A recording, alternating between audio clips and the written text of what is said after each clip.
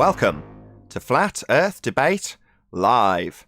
I'm your host, Nathan Oakley, and if you are new to this channel, or you've not done so already, then be sure to subscribe, hit the bell notification icon and join button if you'd like to become a Nathan Oakley 1980 channel member and keep up to date with the Flat Earth debate. If you would like to support the channel, there is a super chat that runs alongside each of these shows while they are live. There's also a PayPal, Patreon and crypto link in the info box below the video. Most importantly, if you'd like to join the discussion, simply mute the page you are currently watching, then click the link in the info box below this video to join the panel and express your views on the nature of Earth. If you do join, please don't swear. If you do, you'll be ejected, and if you are, please don't try to rejoin the stream using sock accounts. You'll be warmly welcome back on the next stream. Please also share the show on social media. Sharing the show obviously increases the live audience, but this in turn increases the chances of a more diverse panel, so please share the show on Facebook and Twitter. One last time, if you're new to the channel or you've not done so already, then be sure to subscribe, hit the bell notification icon and join button to keep up to date with the Flat Earth debate. Now we are joined by Arwin, 10th Man, Brian's Logic, Neil, and Sleeping Warrior in Google, together with a whole bunch of people in Discord. So welcome, one and all. Hey. I'm here too. I did say hello to you just before I gave you entry, Arwin, so I did introduce you. Right. Yeah, I'm the one you forgot. I knew I'd forgot someone. I'm really sorry, Chocolate. You forget chocolate. How could I forget Chocolate? Outrageous. Good morning, guys. Good morning. Good Good to have morning, you all. chocolate. Good weekend, everyone. Hello in Discord as well. Do you know Yeah. what? I had the Weekend best was weekend intense. ever. Shout out to Manchester. Manchester raised the roof this weekend. Obviously, COVID anti-masking protesting was going on. Basically, we were expecting a really heavy police presence. Very few police, very well behaved, allowed us and basically supported the protest march. Thousands of people were there, maybe 3,000, maybe. No arrests that I saw, no fighting, no violence, no nothing. Shout out to Manchester Police. They actually gave a really good representation of the police. So fair play where it's due. As you've actually plugged this right at the beginning of the show, prior to housekeeping, feel free to plug your channel and say a little bit about what you do on your channel. Go ahead, Sleeping Warrior, please. Well, I'm just taking a sabbatical from Flat Earth at the moment, really, because there's other things that are going on that are far more important in my eyes. So I'm just taking a back step, just dealing with this mess that's going on at the minute. And I've come back into the topic like in the last day or two because I believe there was a little conversation between Brian's Logic and Wits It Gets It, and I've had like 9-10 people say, "Hey, check what was said here at this timestamp," and I've gone back and listened to bits and pieces, and it's like, wow, gravity's gone back a couple of years in the last 6 months or so. What's going on? Well, let's start there. Any scientific evidence of gravity? No, None whatsoever. There was a Wits It Gets It conversation with Brian's Logic where there was an awful lot of talk about electrostatic, like electric universe kind of charge potential kind of conversation that is meant to be some kind of phenomena that we see in the real world. But I never see polarity changes when there's a thunderstorm. I never see cows flying off into the sky or anything like that. And I'm just wondering, has anybody got any light they can shed on this? Because I'm a bit confused as to where this perception that there's a polarity change at certain times of the day. What's going on? What's going on? I don't understand what that's got to do with an assertion that there's a downward vector overriding everything else. So, is there any scientific evidence of gravity? No, none whatsoever. It's a reification fallacy. Relative density is scientifically provable and repeatable. Everybody can do it. And it does not require some very small extra little thing influence whatsoever to function. Hey, Arwin, did you notice that Bob he weren't calling it relative density? No, I don't want to talk about Bob. He was calling it density buoyancy. Have we gone back to 2016? I don't care. I'm the same, man, Arwin. I've tried this all through the show, and Anti's been his lawyering self and projected some of the things he's feeling and expressing onto me. Nevertheless, he does really want to talk about this. Pardon, So Anti. hold on, about gravity. Hold on, About gravity, this guy said to me, because we talk about dropping things, they have to pick them up first. And he says, well, what about on a mountain? Rocks still get loose by themselves and they go down, they don't go up. Yeah, rocks do get, there's something called breaking the bond of cohesion, which is basically the weight on the side of the rock that's getting too heavy for the cohesion to keep it basically it'll break that cohesion because of its own mass. But it's got nothing to do with anything pushing from above or pulling from below. It's the breaking the bond of cohesion is caused by weight, not weight, mass times acceleration due to gravity. Just the weight of the mass in question gets too heavy for it to hold itself, and you break the bond of cohesion. But there's nothing pulling or pushing on it to make it do it. It's just breaking the bond of cohesion because it's own mass. Likewise. And it goes down rather than up because it's heavier than the air, of course, correct? Well, not necessarily. You can have a puddle of water that just sits out in the day and dissipates into the atmosphere. Hate to use the word, but for common use. Because it's going up. It's going away from the puddle on the ground. When there's no mass amount of energy in fall arrest, like with a rock that's got a loose bond, as Anthony's described it, well, things go up as well. So what?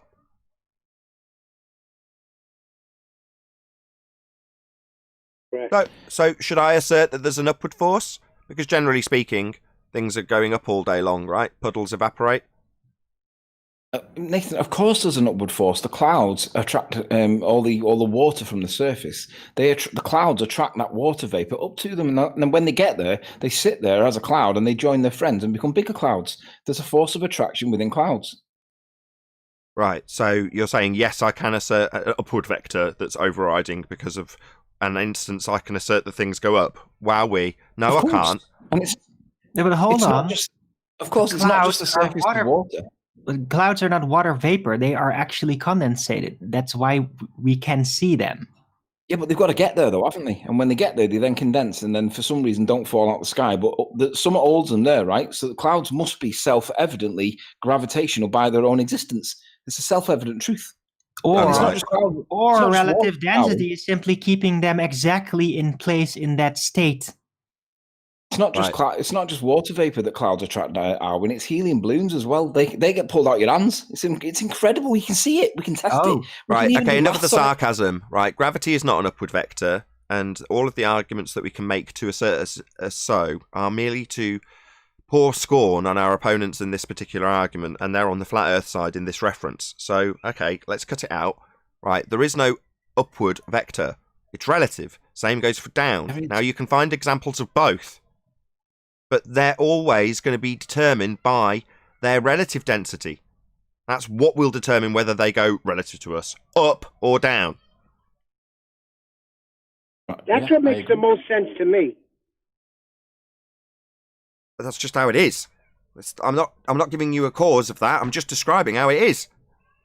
Well, it is the thing. The encapsulation of the whole topic of argument that was the fundamental topic in the Globebusters that I listened to at the weekend, and indeed Brian's logic against Witsit gets it, was that if you're going to say that there's something beyond that, you've got to demonstrate it. Because we can all pontificate around the topic and say, well, I think there might be unicorns up there. So what? Unless you can demonstrate it, it's just pipe dreams. But if you can demonstrate it, that trumps the idea of it being like a pipe dream, because you can have your pipe dreams. That's great. And we all think Narnia is fantastic, right? But it doesn't actually exist. But if we can demonstrate something that's not meant to cause an acceleration, in this case, mass, salt, water, egg, then mass itself isn't meant to cause an acceleration on their model. But when it's relative to other masses that are in the same container that are fighting for the same space, it does cause an acceleration. And that's the bit that they don't tell you. When it's relative to other masses in the same area, something will force the other to move. Now, like Jaren says, that looks like it might be a force. It looks like an apparent force, perhaps. But you understand that you can't have two objects holding the same place at the same time. So one of them physically moves, because otherwise they will blend into each other and become one globule instead of having two, right? So we know that that is a thing, and it does look like there's a bit of a force going on. And then if you start mentioning the word force, all of a sudden gravity's back on the table.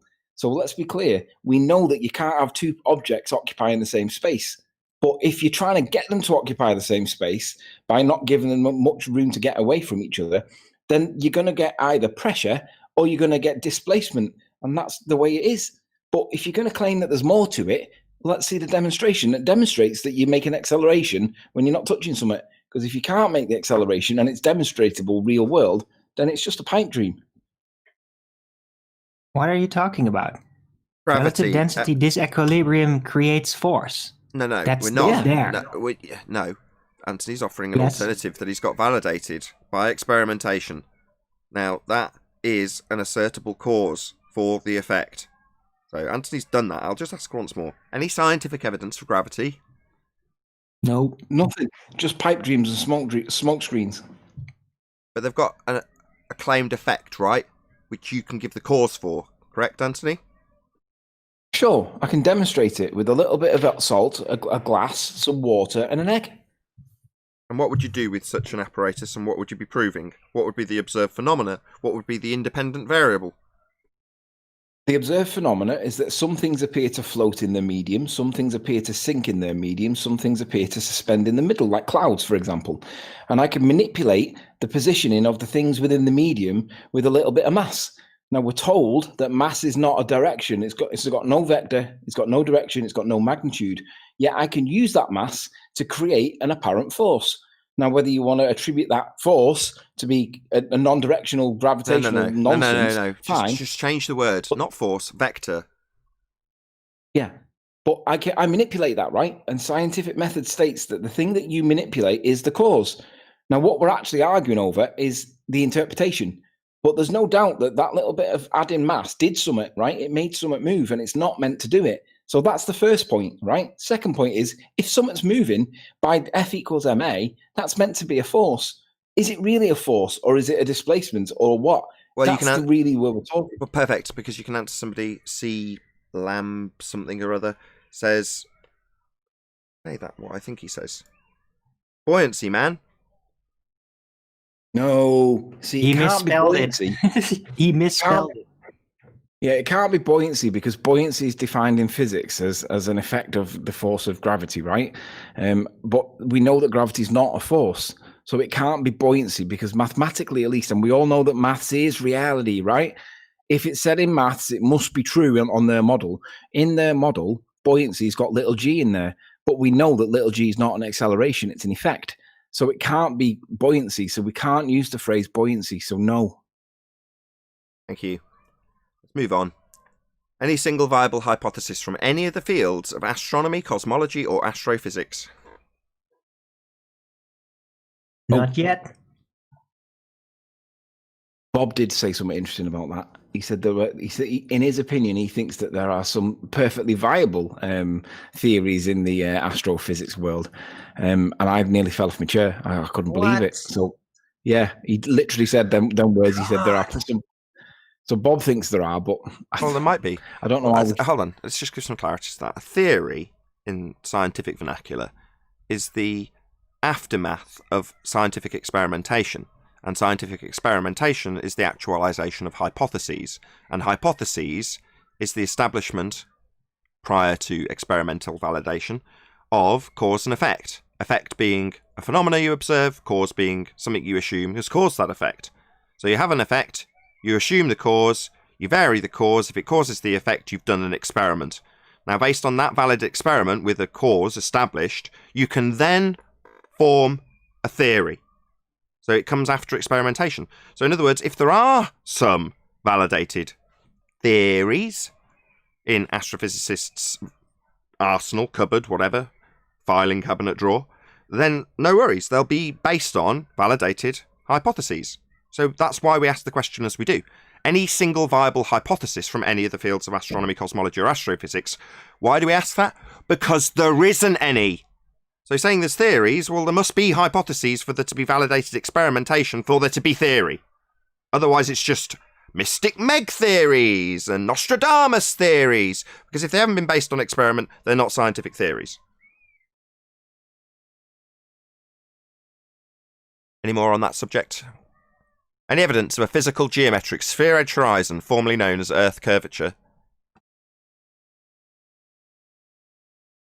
And then I've got an announcement from Tim Osman afterwards. I was just gonna. I have a quote. Maybe it's Nobody I think. claims the Hold on. horizon is to Just before you go, Chocolate. So I said there was an announcement from Tim Osman. This quote will be said announcement. Go ahead, Chocolate. Nobody claims the horizon is Earth curvature. Tim Osman 2020. Nobody claims it. You hear that, fundies? You hear that, Mick? Mick West? Yeah, you hear that, Jesse Kozowski? You hear that, George Netanyahu? Nobody claims it. Right, Tim? You complete buffoon. Sacrificing your own religious belief in front of an audience. So when Tim said in the past that boats go over the horizon, you can see it at the beach, and buildings drop behind the curve, you can see it at whatever flats it is that he goes to. Is he not violating his own position by saying that, or is it gets being better? cloak behind chocolate? Yes. Not only that, he had literally just presented a picture with contrasting horizons with the title, "This is Earth Curve," whilst making the declaration, nobody claims the horizon is Earth Curve. He had that image presented to us when he said those words. I kid you not. Yes, So did anybody point this out? Did anyone point this out to him? And what did he say if they did? Oh, yeah, we pointed it out, all right. He asked if we were muting him.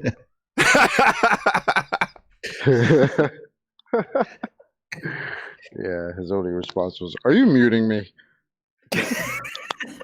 I really couldn't believe that he was saying that. I thought it was a joke at first. Of course, it's a joke.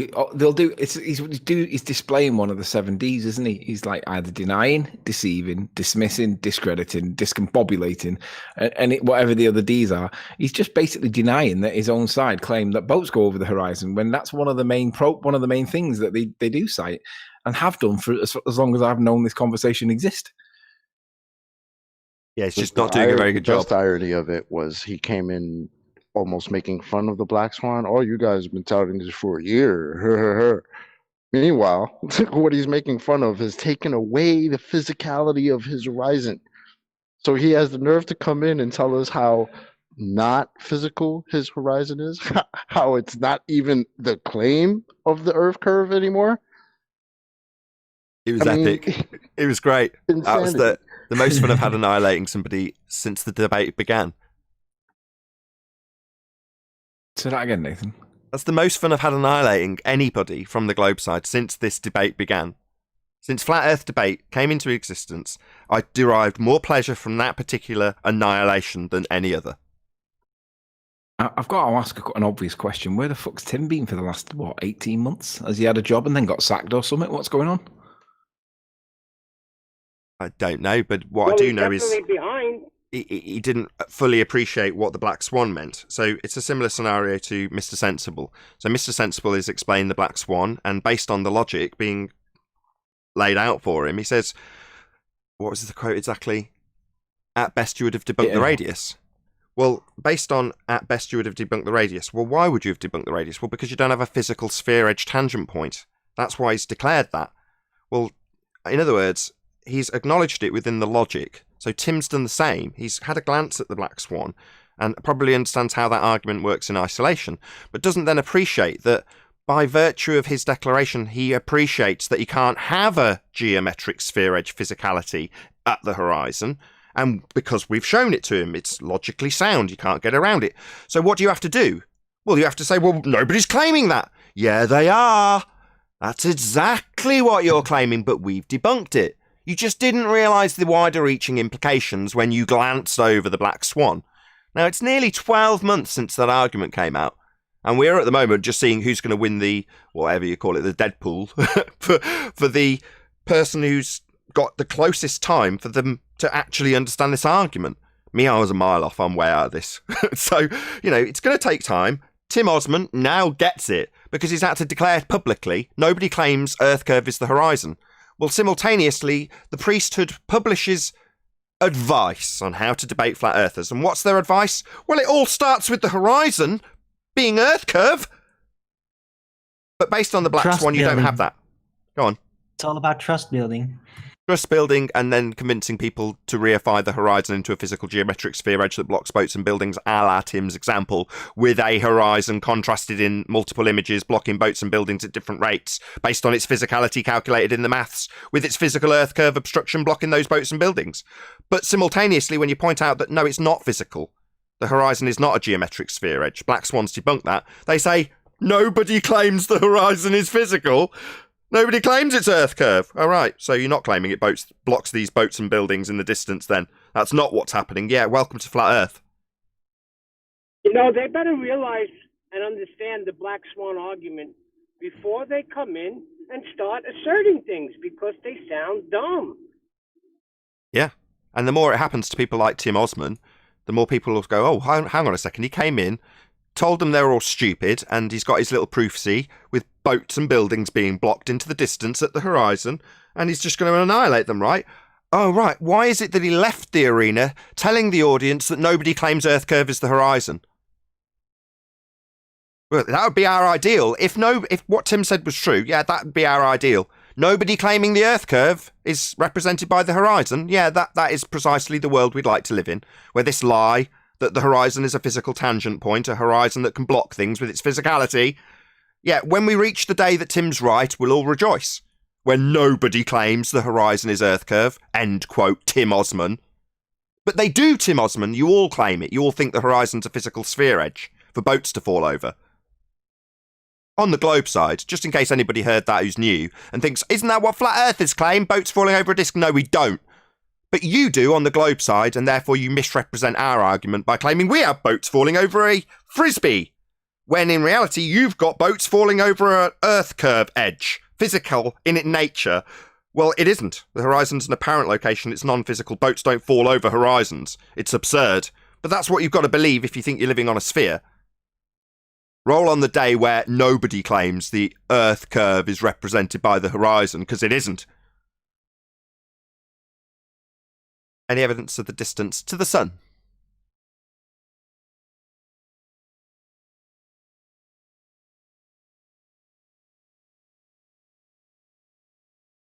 No.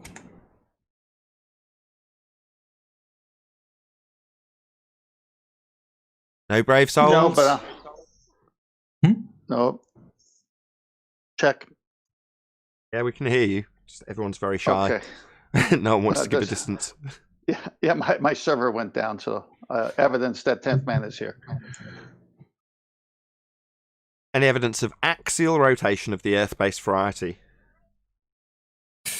No. Oh, I think the whole spinning has kind of died down. I don't hear ballers uttering that nonsense anymore. Like even Simon Dan is kind of retracted because he really went out to like promote himself by reaffirming that our reference frames were ruined. Even though you used that for ridicule against him for months, he would still go out and actually assert that like that was something kind of a good thing. It's kind of died down, I think. So maybe the Coriolis virus has gone back to like a more smoldering state, but I'm sure it's going to be back. It always does. So. Well, that's the thing. I spoke to an epidemiologist, and she specifically said, because I made her up myself, that there's going to be a second wave of the Coriolis virus, that while people are exercising intellectual distancing now, people aren't disciplined enough to continue that intellectual distancing. We've already heard rumours of Conspiracy Cats and Becky and Dan getting together. I mean, that's highly dangerous. You know, I mean, obviously, if I was in charge, I'd send the police down and take away some of their human rights based on that, because epidemiological studies suggest that the statistics prove it. In fact, why am I saying suggest? The statistics are there and math is reality. And the epidemiological studies basically prove, because scientists say, that the Coriolis virus is going to be spread if you don't exercise intellectual distancing. And these people, let's face it, they're not going to be capable of that. So there will be a second wave of the Coriolis virus. I absolutely guarantee it.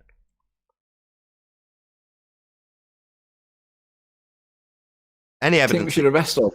We should arrest all the people that congregate together online and get them sacked for their extreme views. I mean, I've heard these types of behaviour being described as fanatical.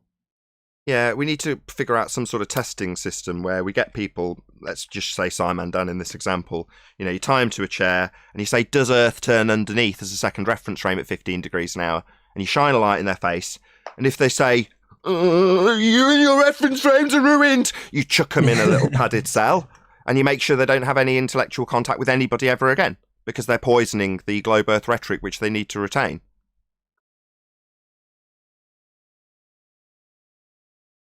Any evidence you can have gas pressure without the necessary antecedent of a container to press upon? How would you test that? I heard someone describing that you could do it. You could just draw on an imaginary box, calculate it, and then that's perfectly acceptable. Who was it that did that? Sorry, did I hear the words imaginary box? Yeah, that's what he said. He said you can draw a box, draw out a volume, you can calculate it, and then that's perfectly acceptable. Okay, let me just It was- try again. It was That's- not so. that's a Even in virtual the container, imagination, you need Yeah, a box. Okay, I didn't think I'd have to. like even in the imaginary world, you still need a container, or there's nothing to calculate. How Yeah, ironic he's is got that? that though, hasn't he? He's got an imaginary box. Let's just rephrase the question. I never thought it would come to this. Any evidence that you can have gas pressure without the necessary antecedent of physical containment to press upon?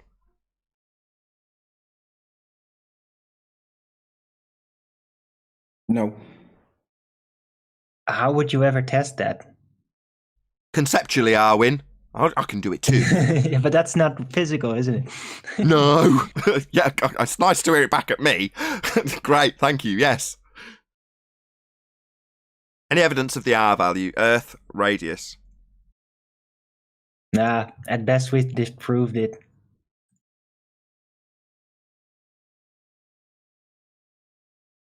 No, to have a radius, you need to be a circle or a sphere, and that middle point to the surface is the radius. So you would see curvature based on the 3959 where it's supposed to show, but it never shows.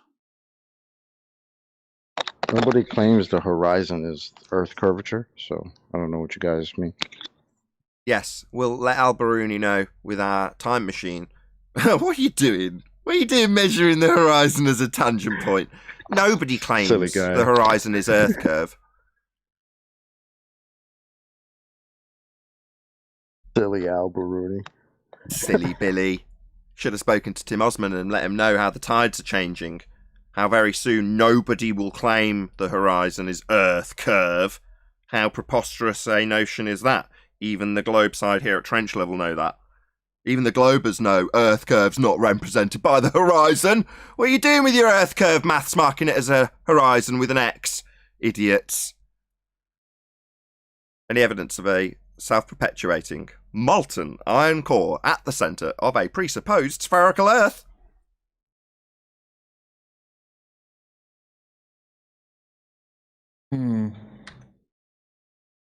I got proof of crickets. That concludes the housekeeping. I got some excellent news yesterday. Although I don't generally keep up with current events or let them affect my life too much. My wife was like, you can take the kids to Spanish tomorrow. I was like, oh wow, how come? She's like, oh, there's no more lockdown. Not that I noticed that there was one in the first place. Or it seemed absolutely no different out and about when I was doing my thing. Nobody seemed to be behaving different to me, but there we go, that's just my perception of things. But other than being able to actually take the kids to classes, which is wonderful here in the UK, I'm not sure if anybody else was affected or unaffected as I was during the lockdown. Are you not noticing people randomly walking around with nappies on the face? That happened. That's been happening since February, though. I mean, that hasn't changed. But what I mean is, back in February or March or wherever it first happened, I'd still be out and about doing my things other than not having classes for the kids, which was frustrating. And you'd get a knowing nod from the odd person. You'd strike up a conversation, and that would be how things went. This time around, like I say, my wife told me, "Oh, there's going to be another lockdown," and I was like, "Oh, right, okay." And I just carried on life as normal. And when I'm out and about, it seemed like life was carrying on as normal, as far as I could ascertain. There was a lot more people out and about doing their thing. Anyway, just my observations of this time around. What was your independent variable? Me noticing that there wasn't deserted streets and no cars anywhere. Oh, right. So if you weren't there to notice, would they exist, or is that only for light photons? You're assuming a parallel between the collapse of wave functions and people existing on the street. These two things aren't comparable, Anthony. I'll give you, Nathan, that you're sharp. You're sharp. I'll give you that much. It's an interesting thing because when you talk about that wave function collapse, if you expand that out to the edges of known existence, right? Now I'm going to say that in literal terms. The edges of known existence. Try and picture that in your mind. Well, there might be a point where, if I use your parallel, not a person, but let's say a tree, you get to the edges of known existence, and then you look at the tree, and there's a good chance that that tree hadn't actually had any sort of form or any other existence until you observed it. In other words, it might not have actually been there, because nobody's seen it to experience it up until that point. Now, that's a crude example, but the point is that without a knower to initiate wave function collapse, then what do you have? Well, you just have a series of probabilities. Well, it might be a tree there, might be one of those probabilities, right? But it's a crude example, but you've got a point, is what I'm trying to say, Anthony. And will they be there? Well, that's a bit more crude than I'd like the example to be, but you've kind of got a point. Does the tree make a sound when it falls in the woods? The answer to that question in quantum mechanical terms, there is no tree. That's the answer. Had you not seen it come into existence? If no one's there to experience the sound of the tree, in quantum mechanical terms, it's just a series of probabilities. What tree? Exactly, what tree? Well, one of the probabilities that there might be one. And that probability, just for further clarity, it's worth dropping this in as well. That wave function, that's the probability. That's the nature of the probability. But it's got a name, wave function, and is therefore often confused with physical waves, which they're not. Yeah. And then sometimes people will say, well, it's comparable to light with sound, because sound is waves. No, it isn't. Sound isn't waves either. Changing the pressure in a series of stuff, air, the molecules in the air, isn't a wave either. It's just preposterous. It's just a way of describing it. Anyway. I digress. The other thing you can bring in as well, you can shoehorn the Heisenberg uncertainty principle in, because the tree that we're talking about that may or may not exist in quantum mechanics, the more we talk about this tree, the more we know that it probably does exist because we're talking about it, but we have no idea where it actually is. And the more we try and find where it is, it's not actually there. Thus going back to the principle of, well, is there actually a tree? So you can bring in the Heisenberg uncertainty principle as well, which is brilliant. But so long as there's information in regards to things that are in existence, then they are experienceable and will ever be experienceable, unless they're going through a life cycle. But you know what I'm talking about. Generally speaking, once something is in existence, it doesn't matter if you go away from Mac or Lightus and stop looking at it flashing for a year. It's still in existence, right? And that's not going to change. The documented history and the photographs and the various other things that could lead back to it still being there in existence are always going to be there. So therefore, even if no one's looking at it, it's still in existence. But again, when you go back to the edges of existence, the edges of manifest reality, you do just have probability, and the same goes for light that's inexperienced. Nobody who's actually observing something that is a light that has diffracted, well, it's never going to collapse, so therefore it only exists as probability. Well, when you get to those understandings, and they're scientifically qualifiable, you've got actual scientific data to prove these things as real, you can, as a knower, influence wave function collapse. You can collapse it from being probability to being an actualization of the thing just by experiencing it, just by knowing which path it went through in that particular example. So that's a scientific experiment that validates this. Well, the wider reaching implications are quite frightening, because it means that, I've got to choose my words carefully, there's a point where things don't exist as an actualization of what they are, only a probability. And you, as a knower, have an influence on that, which means that you have a direct influence on your environment as a knower, as somebody with knowledge. Well, that means that people have a direct influence on how life manifests. Now, you regress that through a few cogs and you say, well, yeah, you are the arbiter of your own existence. You have a massive amount of influence over what you do and how things affect you. But at the wider reaching levels of existence, you could directly manifest things in terms of your experiencing them, and therefore they're no longer being a probability, you seeing them actualized, but you're the influence on it. That means that we might actually be in a rendered, quite literally, rendered meaning in physicality. When I say actualization, that means things are manifest. You can actually experience them, touch them. But prior to that, they're not. So that means we're in a rendered reality. Right. A simulatory natured physical realm. Yeah, Jesus it's not Christ, bits and... I knew I wouldn't be pricked up his ears by that. But it's not bits and bytes. It's not like you conceptualizing the bits and bytes made into colours on a screen. That's not what I mean by actualizing. We do have physicality. You can touch stuff. I mean, I've spoken about this before when I was disagreeing that we don't live in the bloody Matrix, when disagreeing with David Icke on one of my very, very early videos, and I'm slapping tables and saying stuff is real. Well, that's still true.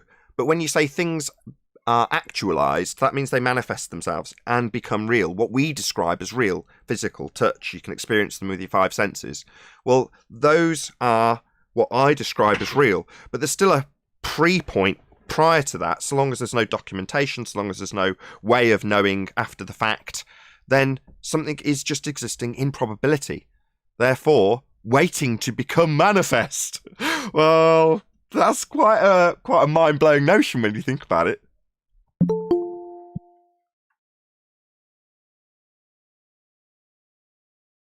Just to quote somebody on there, a prominent flat earther on a popular show called Globebusters, I'll not mention his name, the comment was along the lines of, and QE mentions about light being a photon, and Nathan, though, he never questions it, and it's like the double slit detector and all this nonsense, and it's like, yeah, that conversation kind of goes above your head, though. Shout out to the double slit experiment. Can't shout out an experiment. That's a reification fallacy. Can. And you can't stop me? You I can just point out that shouting out... Yes, we can mute you. Shouting out the actualization of a hypothesis, i.e. the double slit experiment, it doesn't have lips or ears and can't reply and won't appreciate your shout out. Sorry. Yeah, shout out to an inanimate object. How do you know it doesn't appreciate my shout? Shout out to the debunking of the gravimeter, though. I heard that. Apparently, that's not really a thing that's showing what they say it's showing, so I guess they've thrown it out. You couldn't be any less... how vague do you want to be, Chocolate? Can you be... Bloody hell. I had no idea what you're how talking vague about. I want it to be. Just be specific. What are you talking about? Well, that gravimeter thing was supposed to be what they were purporting as proof of a downward accelerating force. Well, I don't think any of them are in agreement with that at this point. So I think they've thrown that out. Okay. Should I throw a party or what's... Yes. No, I mean, well, if you want to, sure, but I mean, that's what they were using as, or at least from what I remember, Bob using as some type of evidence for the existence of this, downward accelerating force. It's another man-made device attempting to conjure a phenomena into reality, biting the dust. But from what I've gathered, from what I heard from Jaren and Whitsitt and all them, they're not using that to account for this force. They're basically using it for what it is. It's just timing what the rate of fall is for something in that device, but it's not showing an outside accelerating downward force. So I think they've chucked it. Delicate piece of equipment, that. You don't want to be throwing things like that around.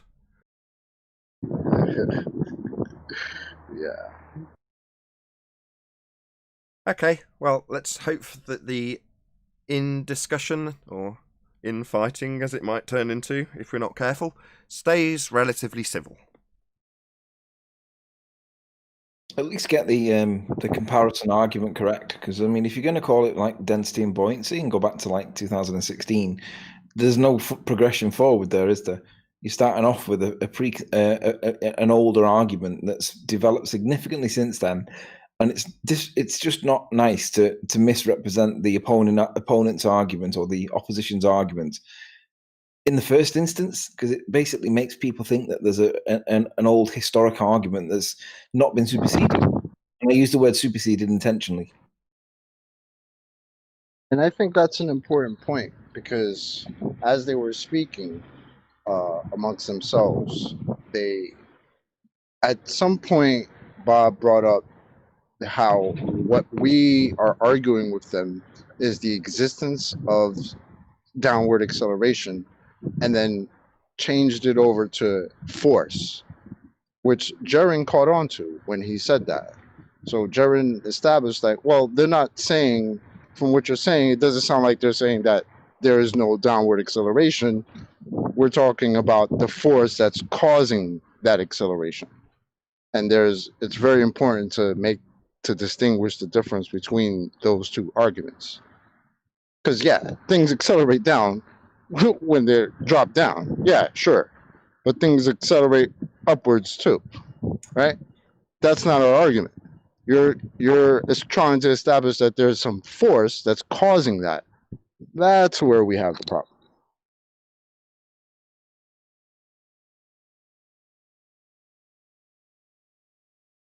Can I just add as well that when Jaren said, I don't think that they're saying that, Bob's answer, like in the background, was, that's exactly what they're saying. And I was like, that's not what's being said. I don't know why. I just don't understand how he can misrepresent the argument and then debunk what he thinks is the misrepresented argument and think that it's not going to get spotted. It's like, what are you doing, dude? If you can't have the conversation because reasons, don't tell people that you're open and transparent about it, because you're not. Have the conversation or don't, but don't tell people that you're open about it when you're not. You're not the boss of him, right? He can do whatever he likes. And if you detest it, don't tune in. Don't let it affect you. But this is a personal thing when you start saying, don't misrepresent our argument. It's like, this is an internal discussion about the assertion of a downward vector. Okay, fine, I'm good with that. But as soon as it's like, don't start telling people that blah, blah, blah, blah, blah, it's like, no, you're not the boss of him. So how would you think that somebody should respond when he says that we're saying it's blue and actually we say it's red, and we never said it's blue? That was like 2016. We did say it back then, but it's changed. Blue's no longer blue; it's now red. Perfect. How would you address that? Well, perfect. Exactly. You reiterate your position, and you reiterate their position with the best of your knowledge and ability to do so, and then you take apart the position you feel is wrong, express or re-express how you feel your position is right. And it's never personal. It's not about, well, you've described my position wrong because you say that my position is this when my position's actually... Just leave the beginning bit off. My position is as follows. Their position is as follows. And incorrect because. And that's all it needs. And then the audience will hear both sides of the argument. If you're saying that when they do it on their side, well, they're misrepresenting... Okay, well, the audience aren't stupid. No, but they are confused. So I'd rather point out that he's lying and be personal if that's the way that you want to describe it, and say, no, people, this guy is misrepresenting the argument, and whilst Nathan wants to maintain that neutral position a step back, I'll say, for the avoidance of any confusion, the guy is blatantly lying. So if that makes me personal, so be it. Okay, your perception of that leads people like the Mind of God in the audience to say that he's a 22nd degree Mason, and that he's a shill, basically. And it's absurd. Disagreeing with somebody. I do think he's a disinformation agent, yes. Oh my God, I didn't expect you to... Oh God, somebody throttle No, I agree. him. So if he can't convince people that bobbity or whatever it is, because let's be honest, right? He doesn't like the phrase bobbity because he says that it's just personalising it to him. But the problem he's got is he talks about this other thing, right? He can describe it, but he hasn't got a name for it. He hasn't got a demonstration for it. He hasn't got any maths, and obviously that's an important thing these days. And we don't know what to call it, but because he hasn't got these things, but he wants us to believe it anyway, how is that not anything to be other than described as confusion? Because I would say that's deliberate and intentional confusion. But the reality is we can demonstrate that for whatever reason, mass makes something move when it shouldn't do, when it's relative to another mass. But we're not told that in current physics. Yeah, we could argue about the interpretation of what's going on all day, which is what's kind of happening. But the reality is there is something going on with mass there that we're not being told, or we don't get told. And it doesn't mean it's got anything to do with Einstein. But if you're going to put somebody on the topic that's deliberately saying about this alternative reality that you can't even put a name to and then gets offended when someone calls it bobbity, how is that not intentional confusion? Doesn't make the person intentionally dishonest when you've literally 5 seconds previous said that it's being discussed based on interpretation. Well, that's what's happening.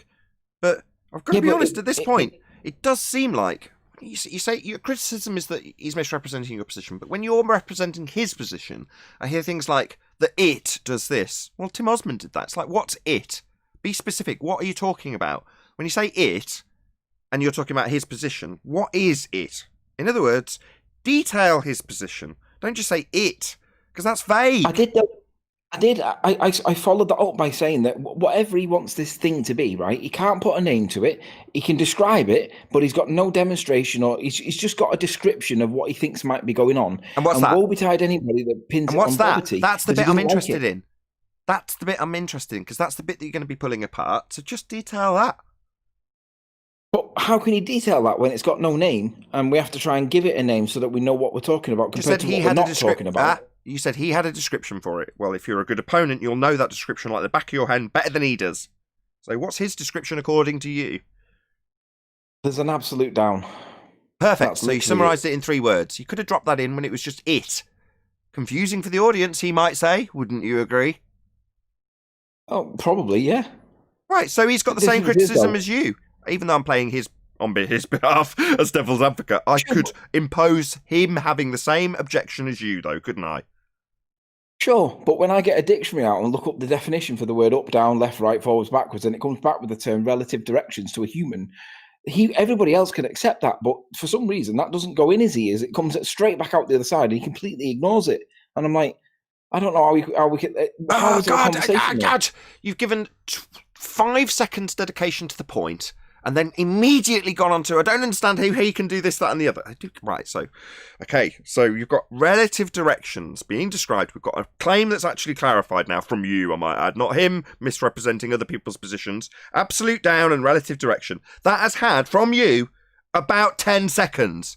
But we've had, I kid you not, probably 15 minutes straight of moans about one person personally. You won't accept that. You're like, no, I want to make it personal. It's like, well, then the point's lost. I agree. The point was No, dealt stop with. whining, Tony. No, don't you, Arwin, you bastard! Don't stick the knife in. That's so unreasonable, Arwin. Just because I've won my point and got it across, don't now twist the knife and tell him that he's whining. That's so unreasonable, and so Arwin. No, it's not, because he is. But the thing is, Seriously, make it technical. Don't make it personal. Stop it. But if it was dealt with in 5 seconds with a definition, right, then the rest of it is, well, why can't that be accepted from the opponent? Because it's only getting 10 seconds. That's why. Well, then why do we need a continuous explanation for all this alternative science that he wants it to be and just confuse everybody? Perfect. Finally got there. This video has the word education below it. That's what education is. If you want to teach somebody something, you've got to be repetitive. You've got to go over and over and over it until they understand it. You've got to check and verify that they understand it. You don't moan about how they haven't got it the first time around. Moan about them personally, have the audience claiming they're a bloody Freemason, and only dedicate 10 seconds to the actual explanation. But that's the justification for why disinformation agent is a reasonable word to describe. Oh, God, I can't win. Oh, I'm not going to win this, am I? I called it, Nathan. I told you. Exhausting this is. I love it though.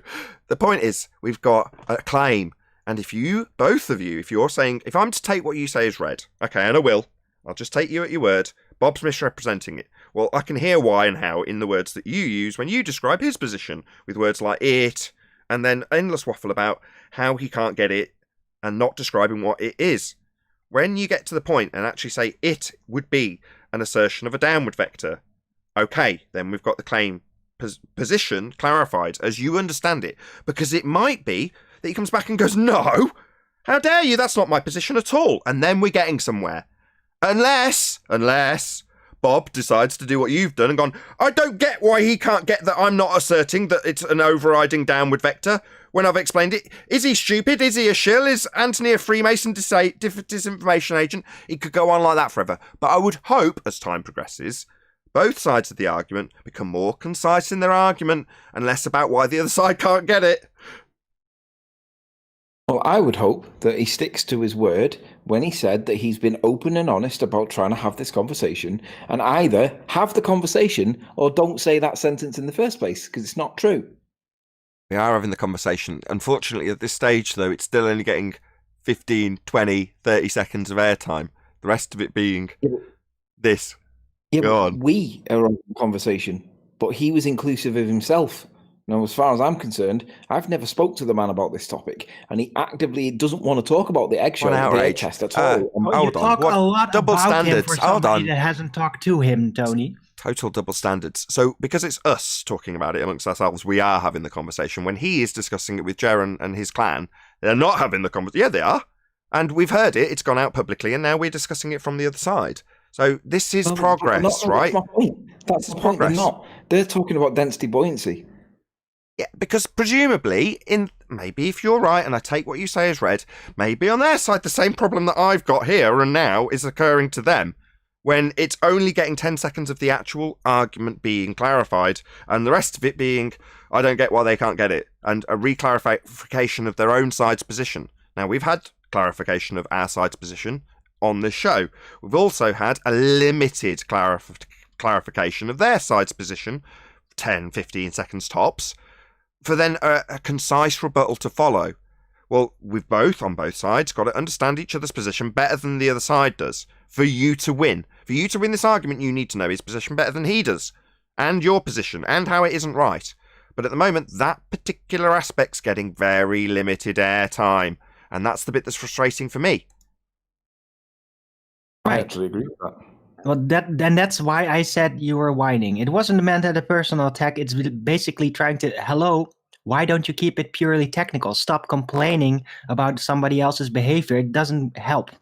Just get technical. Stay technical at all times. That's the only way to fix it. Nathan just said it in another way. Now, can you please listen and not reassert the same thing over again, Tony? Let Tony reply, then I'm going to read out a super chat. Bob, go it's on, not Tony. density buoyancy, Bob. That's about as technical as it needs to be. Okay, it's not. Okay, fine. Your objection is they're not representing relative density disequilibrium. They're representing it as a abstraction of gravity with buoyancy, which isn't our position. Fine, that's been made clear. I just want to read out James Richards' super chat. Hold on 1 second. I will let you go again, Nancy. I'm sorry. I understand both Nathan and Tony. I mean, if we can't go by the definition of words, what good are words? Open brackets, information. And if the definition is very simple, what the problem is, or what is the problem? Right on, James Richards. Exactly. Sometimes I'd allow the personal shit. In the pre-show, I might have probably tolerated this. It's been laboured, and that is with me attempting to quell it.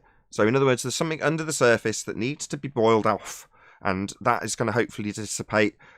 How can I describe this? With a controlled valve. Hopefully I'll be that valve, because I see what's happening around me and I'm trying to keep it jovial. Because it will just descend into chaos and arguments and shills being claimed, as that's already happening in the chat. Mind of God's a flat earther. What I can do, Nathan, is I can plug your pre-show from this show, where I put out a challenge to Witsit Gets It, because Witsit had a conversation with Brian's Logic, where he was very adamant that there was an electromagnetic effect in the real world that we see. Now, my view on it is, well, if there is, we'd never see any phenomena that supports that, because we don't see like an inversion of polarity. We don't see cows flying up to the sky at any point. Now, I'm exaggerating to make the point, obviously, but we don't see anything change in polarity, right? The only thing that ever goes up and comes back down again seems to be weather. But what else goes up and comes back down other than man-made peeling balloons or whatever? So I've challenged Witsit Gets It to demonstrate that an electromagnetic effect that can make stuff accelerate. See if you can get the egg tester, the egg to do what he thinks it should do, if his claim is correct. It's in the pre-show, right at the end of the pre-show. And I've even spelt it out for him with regards to his hypothesis, his null hypothesis, his independent variable, his dependent variable, because he's going to have to accept his null hypothesis. But that means he's going to have to make a concession. And I don't think he's going to test it, because I don't believe that he'll want to make the concession. But it's all out there for anybody that wants to go back and listen. And Witsit Gets It. If you go back and listen, execute it. See if you can do it and support your assertion that electromagnetism in any way demonstrates something real world. I'm going to have to mute. Hang on. No worries. So I'll do a plug for my own show then. Unless Witsit Gets It becomes a member, he'll be able to see that on Nathan Oakley channel. That's tomorrow, Tuesday. So what is the date today? Is it the 7th today?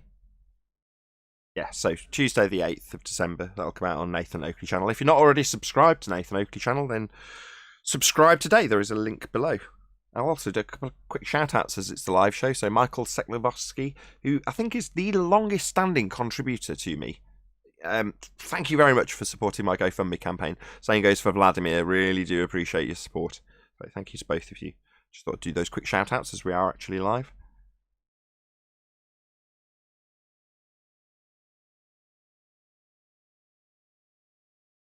Well, that killed the mood. My bad for shouting out my GoFundMe. How dare you, Nathan? Outrageous. Support Nathan right now in the super chat. Could do a couple of other plugs. I've plugged you a few times since I actually do get to watch your show now, Arwin. I've plugged that plenty. Paula had a great show yesterday. Yeah, she was talking about how things get broken down when you remove certain punctuation, and then how things can get retranslated slightly differently based on punctuation. Now, she did mention in that particular show, this is Bible literalist Paula, that she had made shows on it before, and I'm like, oh, this is right in my street. So I sat intrigued throughout the whole presentation. It was great. I know you were in that chat yesterday as well, weren't you, Arwin? Yes, I was. Yeah, Paula is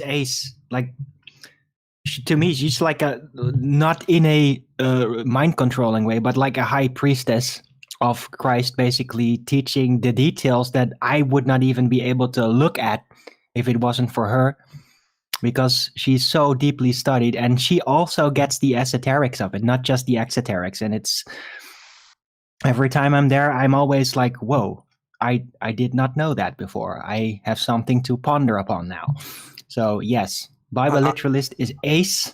Yes. Subscribe to her right now. She's in the chat now, so check her out. The thing I take from it is the fact that not necessarily the subject is obviously biblical, but to be accurate in terms of what she details, she's got to be more scholarly. In other words, when she's going through her process, that in and of itself has nothing to do with the religious nature of the test. Sometimes it does because of the language, but on the whole, it's just being educated to be able to pull it apart in the way she does. She's just got to know her stuff.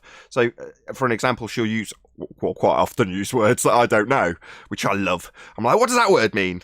And then I'll look it up, and she'll tell me before I've normally managed to look it up on Google. But that is what I take away from it. Somebody who's extremely well educated and knows how to study.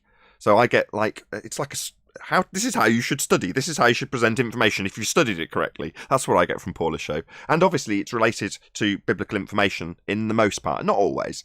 So, contextually, if you're interested in the Bible, Paula's definitely going to be of interest to you. That said, you've got to be... I don't say much in Paula's chat because, generally speaking, most people are far better educated there than I am. So I just accept that and go, okay, I haven't got much to add to this chat, but I will sit and listen and occasionally ask about a word I don't understand. But that's about the extent I'll involve myself with the chat. I know you involve yourself in the chat quite a lot, Arwin.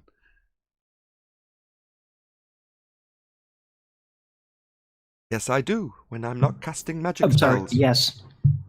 What? I missed that last part. Just taking the mickey out of you because you disappeared. I'm sorry. So, another shout out to Bible Literalist, also to Arwin, who now runs a 2-hour show. So starting at midday on a UK time, you can check out Arwin, which means I can check out Arwin too, which is lovely, which I didn't used to be able to because it started pretty much as I started setting up for the Flat Earth Debate Show. So ARWIJN, check him out. Also, as you've heard lots of him today, Sleeping Warrior, who has, for the last couple of months at least, become a little bit more political in nature and a lot less Flat Earth orientated. So check out Sleeping Warrior's channel. Be here or be sphere for Arwin, Bible Literalist, and Sleeping Warrior. Did you want a plug as well, Chocolate? Feel free. Chocolate saying, ladies and gentlemen, a man of few words. With that, I'm going to say a huge, massive, enormous thank you, first and foremost, to both Google and G+, Google, whatever we're calling it now, the Meet panel, Meet, and Discord for making today's live show possible. If you are watching on either Nathan Oakley 1980 or Nathan Oakley Premiering streams, however, stay tuned, as there will be an after show to follow. I've been Nathan Oakley, and I'll see you all in the next video.